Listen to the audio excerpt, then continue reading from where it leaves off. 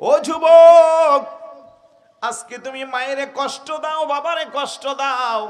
যে মা তোমার পেটের ভিতরে থাইকা তোমার ইজ্জতের দিকে তাকাইলো, তোমার সম্মানের দিকে তাকাইলো, আজকে বড় হইয়া মা বাবা এখন দুর্বল হয়ে গেল, তোমার হাতে এখন হাত পাততে হয়।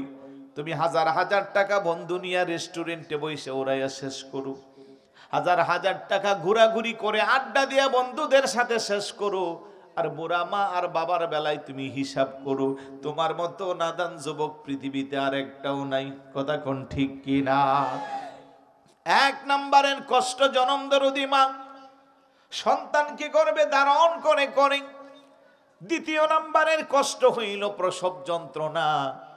কারণ সন্তান যখন পৃথিবীতে আসে, আল্লাহ মাকে যে কষ্টটা দেয়, ওই কষ্ট পৃথিবীর কোনো মহিলা সন্তান জন্ম ছাড়া অন্য কোনোভাবে নিতে পারত না। প্রসব যন্ত্রণা শুরু হয়ে যায়। অনেক মা পৃথিবীতে সন্তানের মুখ দেখাইতে যাইয়া নিজের জীবনের মুখ নষ্ট হয়ে যায়, আছে না নাই? এই জন্য হাদিস শরীফে ওই মৃত্যুটাকে শাহাদাতের মর্যাদা দান করা হয়েছে।